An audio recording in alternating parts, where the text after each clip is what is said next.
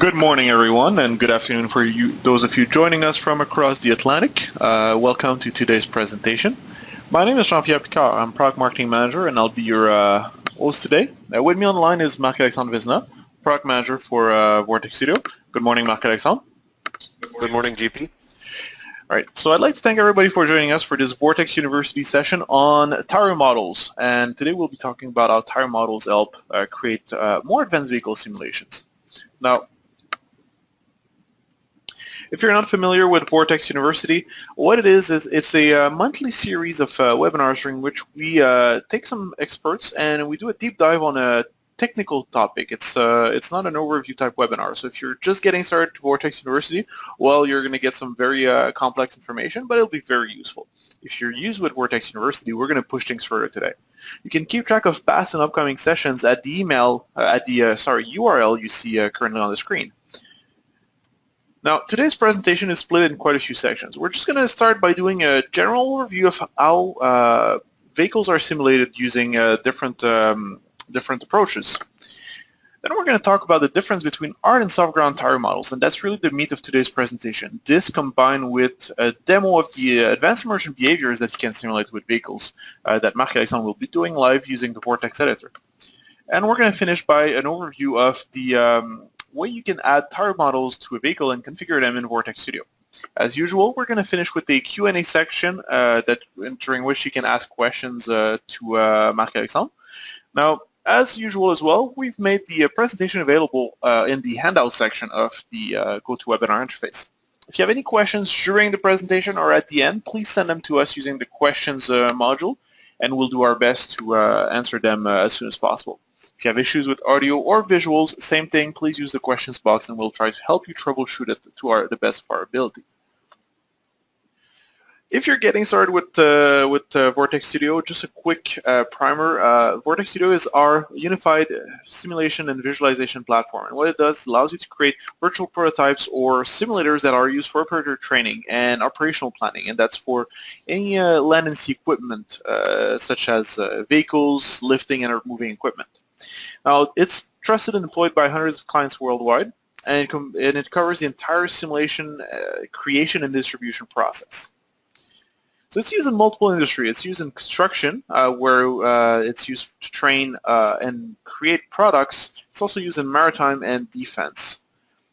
And it's currently powering over 1,000 simulators worldwide.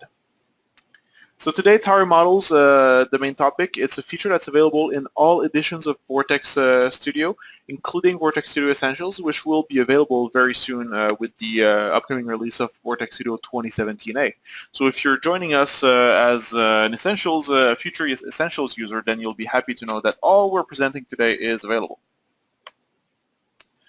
Our demo today will take place in the Vortex Studio editor. It's a desktop application that's used to create and validate your simulations and also configure the deployment of your equipment and scenes over your final hardware. All right, so let's jump into the meat of today's topic. So let's look at how people simulate vehicles today. And typically you're going to have two approaches. The first one is the one used by game engines. It could be used also by some dedicated simulation platforms, but the behavior is the same. Vehicles behavior is defined by whatever scripting has been done prior to running the simulation. So the acceleration, the braking, the turning, all of this is going to be based on some data, but mostly on feel, and it will be scripted, so it will not evolve based on the different components of the engine. Now, you could script some fairly advanced behaviors by doing changes based on the type of ground you're on and such, but the reality of it is you're going to get always the same behavior, and it's just going to be tiny variations in the amplitude of some variables. Now, the way simulation engines like Vortex Studio do it is more advanced. It's what we call a physics-based approach. And in that approach, you model individual powertrain components. So we're talking about engine, we're talking about wheels, obviously, we're talking about transmission. All of these are simulated independently, and they connect together.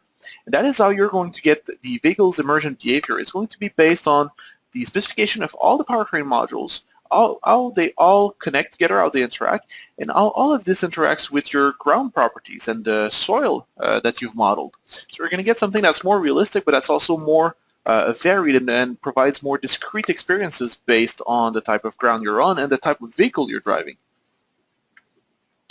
So the way we approach defining which powertrain components you have in a vehicle is using vehicle presets. And what they do is they group related components and their relationship together. Because the way, and again, vehicle presets are available with all Vortex Studio editions, including Vortex Studio Essentials. Now, what do we mean by grouping related components together? It's something like automatic transmission and torque converter. You can't have one without the other, or you're not going to be able to model the entirety of your powertrain. Now, if you were using a manual transmission, you'd want a dry clutch instead of torque converter. So vehicle presets takes all of this, packages it in 14 templates that will add all the necessary inputs and output to your mechanism. So you could have an electric motor or a combustion motor. You can have different types of transmission, and even the suspension can be modeled using vehicle presets. Now, the breadth of components that are simulated is fairly extensive. It's everything you have in a normal powertrain. So I mentioned engine, transmission is a big part, the differential as well. Brakes, wheels and tracks, the chassis as well, which is important for when you have contacts with the environment, and the steering and even the vehicle logic. So today we're really going to be focusing on how we model wheels, and tracks are not really covered today, but we'll have some information about future development related to that later. So the common model used by both game engines and simulation platforms today to simulate wheels is the Coulomb friction model. And that is a model that you are most likely familiar with because it's a very popular model and that's one of its main advantages. It's familiar. So if you've done simulation in the past, you know how to use the Coulomb friction model. Now it's easy to model and it requires minimal data, but it has some pretty important downside as it relates to tire modeling, is that it was not designed to simulate general. It's designed to simulate general friction and not the specific interactions between wheels and ground. So things such as deflection, rolling resistance, these aren't really taken into consideration. You have to create an approximation of that, and that's going to again decrease the amount of discrete behaviors you'll get during your simulation. So that's where we come into tire models. And Marc-Alexandre, I'm going to ask you to step over here and kind of explain to us what tire models are and why we use them. Thank you, GP. So tire models, what they are is that we are simulating the interaction between the tire and the ground based on laboratory research and data that's made available through various sources. We have two types of tire model addressing hard ground and soft ground. What is the difference between hard ground and soft ground? So hard ground is an infinitely rigid surface. So we're talking asphalt, concrete, rocky surface, ice, for example. The surface does not deform while the vehicle is traversing over it. The behavior is going to be based on the rolling resistance, which is calculating using the tire pressure, so that's the size of the contact patch, and the friction, which is based on the ground material property. So there's a number of models available in Vortex Studio. The common magic formula, the Fiala model, and also the composite slip model. So which one you choose depends on the laboratory data that you have available to do your model. On soft ground, the ground actually deforms under the pressure, so there's an interaction with the wheel. And that deflection of soil, like the amount of soil that's pushed in front of the tire, it adds resistance to the movement. So the normal force results from both the soil compliance and the tire compliance, which is the tire pressure itself. So we're taking all of this into account in our model. So the behavior, the diagram that you see here is the pressure sinkage relationship. So it shows you how we capture the ground reaction force and how it's affected by the size of the contact patch, which is itself generated by the in relation to the tire pressure. So we're the tire pressure affects the size of the contact patch, and we check the interaction with the properties of the soil material to determine the overall friction between the tire and the ground. So there's a number of models available in the Vortex for soft ground modeling. So we've got Becker, Becker-Wong, Reese, Muskeg, and Snow. And we also have different models available for shear stress strain modeling, Exponential, UMP, and Wong. Now, these are actually based on laboratory data. For those who have worked with tire model in the past, they're going to be familiar name.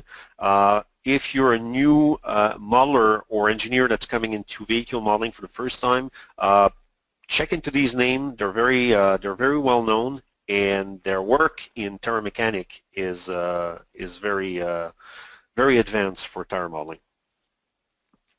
So the benefit of using advanced tire model, well, the first one, of course, is increased realism.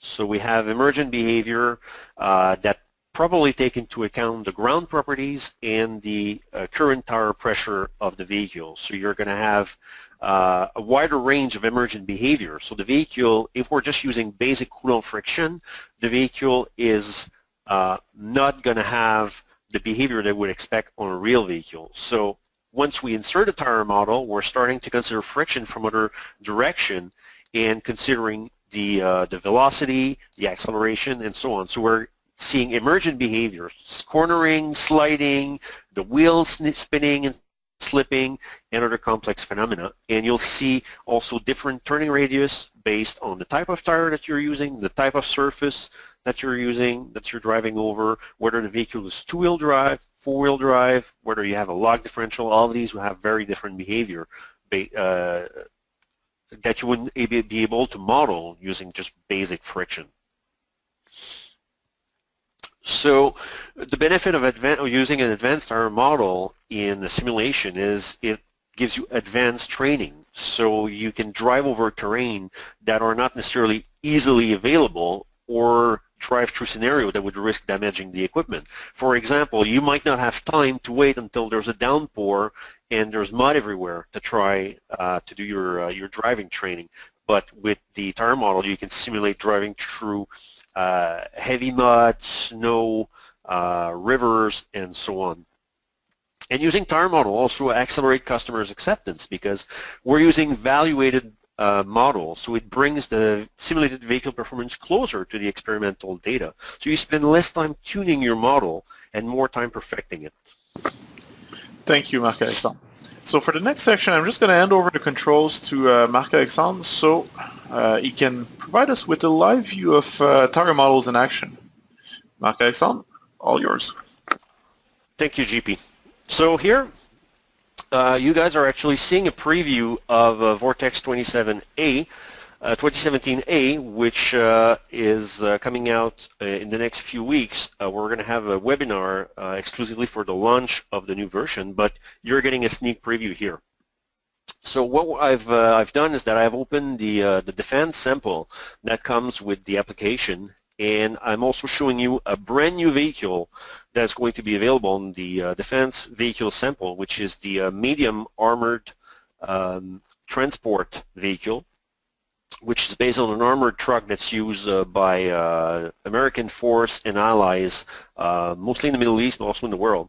What's nice about this vehicle is that beyond the fact that it has wheels, so I can show the tire model, has a fully modeled suspension and also has script for anti-lock brake and traction control, which is very nice, but actually comes a bit as a problem for me because I want to show you some slipping behavior, which this is going to prevent. But we're going to do our best to see what we can do.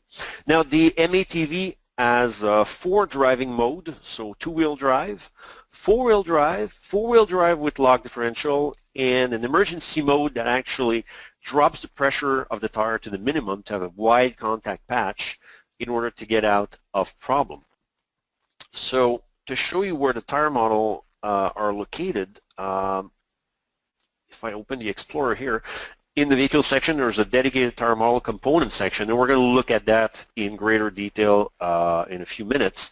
I just want to show you the tire pressure here, so you can see in real time the changes that I do as I'm driving. Now, on the real vehicle, the central tire inflation system obviously takes a few seconds to change the pressure of the tire, but here it's mostly instantaneous, so that we don't have to wait for it. So what I'm going to do now is that I'm going to launch the simulation, and when the vehicle starts up, it's in two-wheel drive mode, which is called the highway mode. And I want you to keep your attention on the wheel. So I've put a small red dot so you can see the behavior better. Right now I'm on asphalt, and I'm going to cross over to a series of sand dunes. So these sand dunes are a few inches of loose sand that my vehicle is going to have a little bit of trouble to negotiate at first.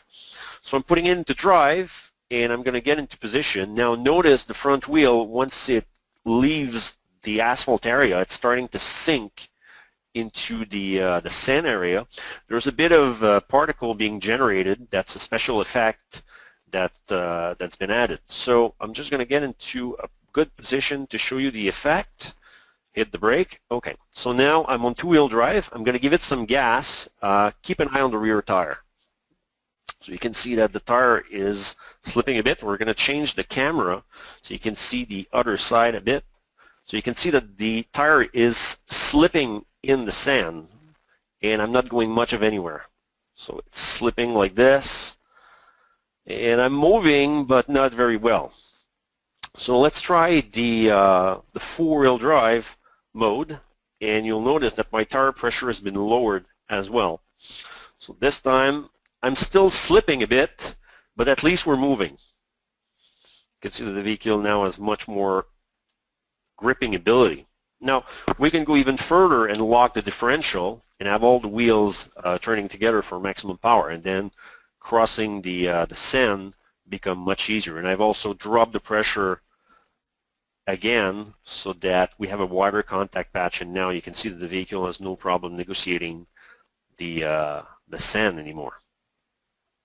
So one nice thing also to notice about this model, the suspension here, fully modeled, so you can see that the springs and the arm, the suspension arm, everything is modeled completely, and it moves. So I invite you to take a look at that once you get your hands on that sample. So now we're going to go to another configuration, and what I'm using right now is the what we call the scene configuration. It allows me to place the model in different starting position without having to do a separate scene. So again, very useful. And let's see how the vehicle is going to do on an icy road. Now, one of my favorite tricks usually on ice road is to hit the brake real hard and watch the vehicle slip and slide away. And just for my luck, this vehicle has anti-lock brakes, so that doesn't work super well.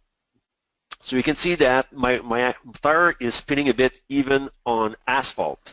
So there's some traction loss here. And I'm heading over to the ice, and so far so good. So I'm accelerating, and I don't have any problem. Let's try to turn a bit. Whoa! So obviously, whoa! So I'm trying to keep control, and I'm used to driving over snow, given that we live in Canada.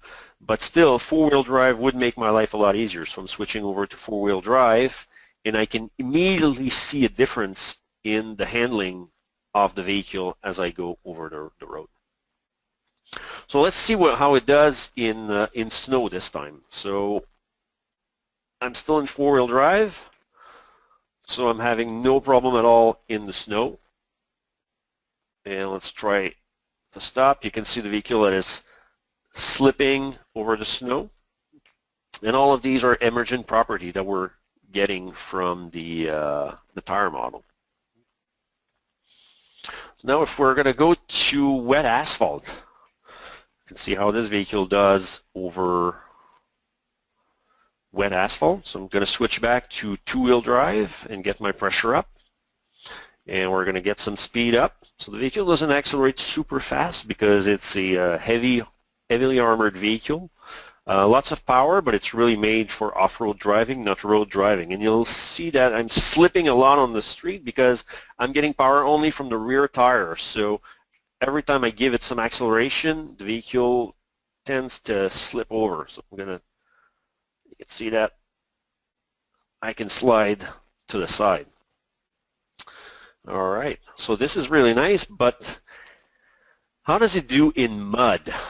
So the mud field that you see in front of you, that's actually an older graphic model that really needs to be updated, because this is supposed to be like a foot deep mud, really wet, nasty mud that we're going to try and conquer on this slope. Now, the METV normally can go up a slope of about 60 degrees, so we should be able to go up the hill, but between theory and practice, it's two different things. So I launched the simulation,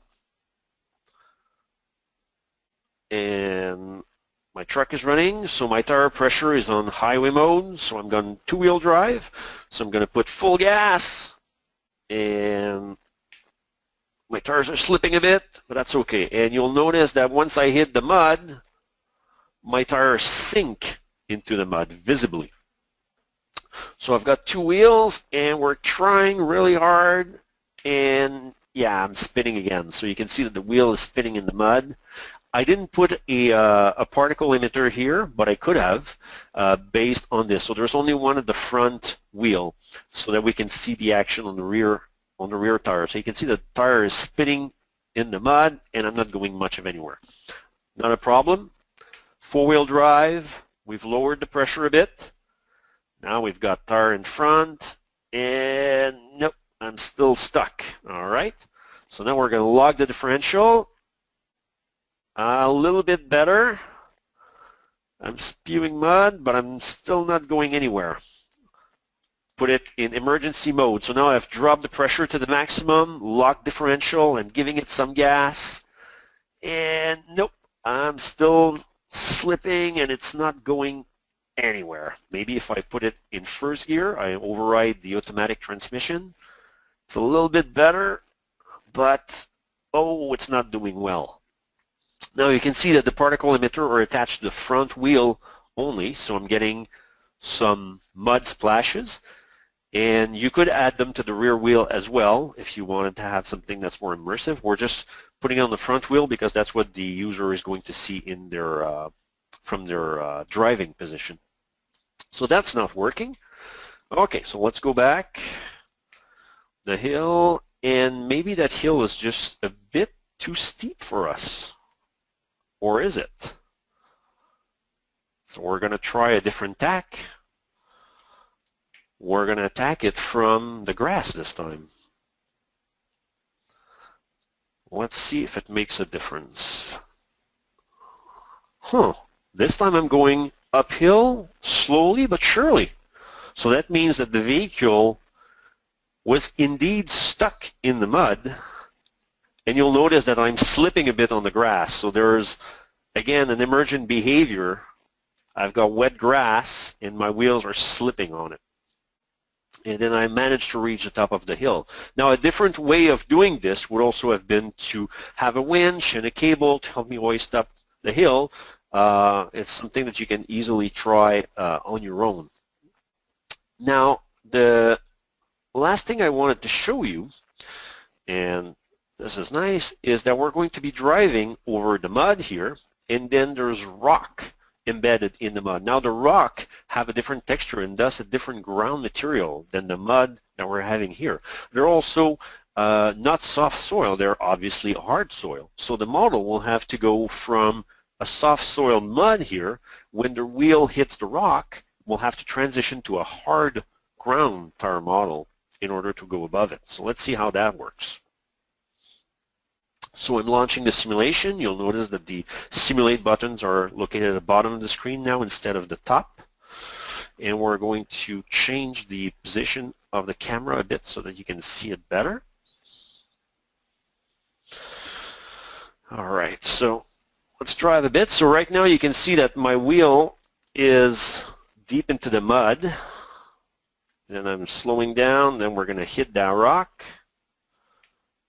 And we're going to go up above it. So you'll see that my rear wheel is still in the mud, so it's still sinking. My front wheel, it's up on the rock itself, so it's submitted to a hard ground tire model, while the rear wheel is still in a soft ground tire model. So we're going to go like this, give it some gas,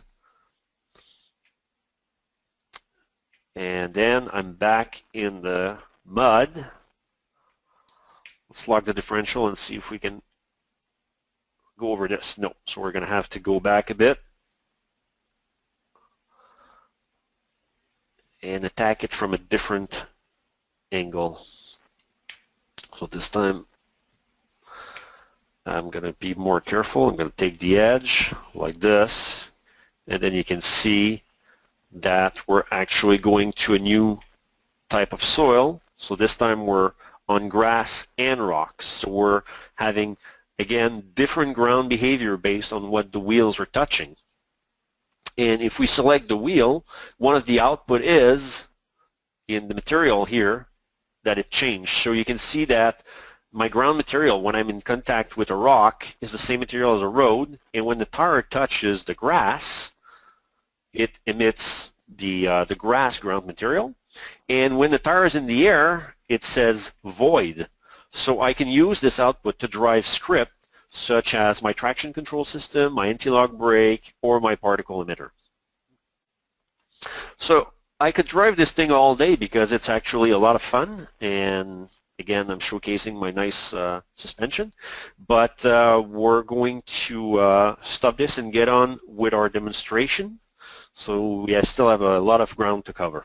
Back to you, GP. Thank you, Marc-Alexandre. So now I'd like to look at how we can add tire models to your Vortex Studio vehicles. What we've seen now is the results of the modeling process. And again, as Marc-Alexandre mentioned, a lot of it comes down to which model do you have data for. And that's something that usually vehicle manufacturer will be able to provide because these are the same models that they use to at the engineering process. So adding them to a vehicle is done in the mechanism document type without surprise. And if you're creating a new vehicle, it's automatically added with the vehicle preset itself. Now, if you're upgrading from a Vortex Software Solutions 6.7 vehicle, you could add it just going over the vehicle system, right-clicking, and doing Add Tire Collection. Now, what's great also about tire models is that they make the vehicle model self-contained. So you don't have to model the wheels and the ground interactions in a material table anymore. It's done at the vehicle level, and you could move this from one scenario to the other, and everything is already self-contained. You can also copy and paste tire models between vehicles if you're using the same types of tires on different designs of the vehicle. So again, great time saver. Now, if you look in the tree, you're going to see under the vehicle system, you have the dynamics component, and you have the tire model component. It's actually quite an extensive list. So you're going to have the set of wheels that are included in the preset, one per wheel, and that's from there that you'll access the outputs as we've seen in the demo. You're also going to have your tire type collection. Now, the tire type collection is basically a list of the different tire types that you have. So you could have summer and winter tires, for example. You could have different tire options based on the vehicle itself. And then under these tire collections, you'll have the actual tire models. So these are 1 and 3 per type of ground that your vehicle could drive over. And these are all independent of each other. Now, once you when you want to configure a tire model, you just need first to select the type of model you want to use. So Sislit, Coulomb, Fiala. If you're using soft terrain, then you're going to have further options down the line. So once you select that based on the soil type and the available data, you're going to have a list of fields that is based on the model you've selected. So right here we can see that we're using Fiala, so you have the typical Fiala field. If you're using Coulomb, you'd have the general friction modeling fields.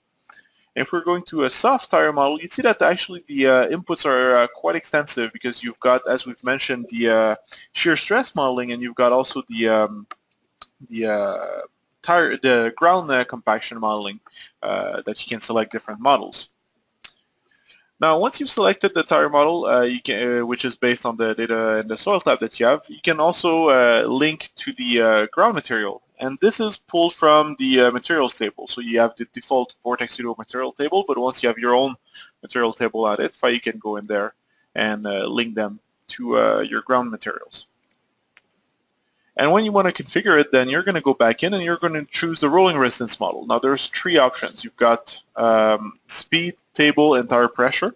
Tire pressure is great because it's going to provide the ability to model different performance based on if you increase or decrease tire pressure. And then you choose the normal stress and the shear model, shear stress strain models. And again, that is only part of the soft ground material modeling. Now once you've filled all this information, you're going to be good to go. You repeat the process for every type of ground material you have. But as I've mentioned, once you've got that data entered, you can easily port it from one vehicle to the other, and vehicles themselves can be ported from one scenario to the other without any extra work. Now, without going through all the fields, one thing that's really interesting to know is the number of fields now available in the wheel adapter output. Now, these fields, like Marc-Alexandre mentioned, can be used to power a lot of scripts, visuals, and logic systems, and then get even more discrete behavior and logic implemented. A few that are really interesting is you have the tire compliance, the ground compliance info that allows you to look at what the current state of the ground and the tire is. You also have the tire deflection and the ground deflection at the contact patch. So, and again, this is going to be 0 for hard ground tire models because the ground will not deflect. But that's going to allow you to see, am I having issues moving forward because I have a large amount of ground deflection, or is it a question of friction or something like that? So all of these are available, and again, you can look at them dynamically. All right. So that's going to bring us to our conclusion. And Marc-Alexandre, if you wouldn't mind just taking a minute talking about kind of what the future holds for tire models in Vortex Studio. Certainly, GB. So looking ahead, now we're always adding new features to Vortex Studio. The nice thing about it is it's a modular software framework, so it's easy for us to add new tools to the software. Now, one thing that we're currently looking into in conjunction with our partners at McGill University, so there's a lab over there that's working with us to give us, to help us with the mathematics and the data for tire modeling. And the first thing that we want to add is the Lugray hard ground tire model. So the advantage of the Lugray model is that it's a generalized tire model for dynamic situations. So it gives us correct behavior under acceleration and lateral slippage. And it also simulates the Strebek effect. So that's the increased friction that we encounter moment before the release of the friction between the tire and the ground. So it's a much more advanced hard ground tire model, and we're still working on it, but once the testing is done, it's going to be added to the list of tire model available for hard ground. On the soft soil model, we want to add one based on cone penetrometer data. So cone penetrometer data is very common in military application. It's used in the NATO mobility reference model. It's simple to parameterize, it's efficient, and there's a lot of data available out there that you can use to improve your tire modeling and create a more accurate simulation of the ground soft soil interaction. Another thing that we're going to be working in 2017 is the expansion to a track model. So a track model, it's like tire model for a tracked vehicle. So on hard ground, it won't make a lot of difference. It's going to allow us to have slippage and emergent behavior like that. The most interesting is on soft ground interaction. So we're going to, instead of taking tire pressure into account, we're going to use track tension into account. So you will be able to vary the track tension and see what effect it has on mobility.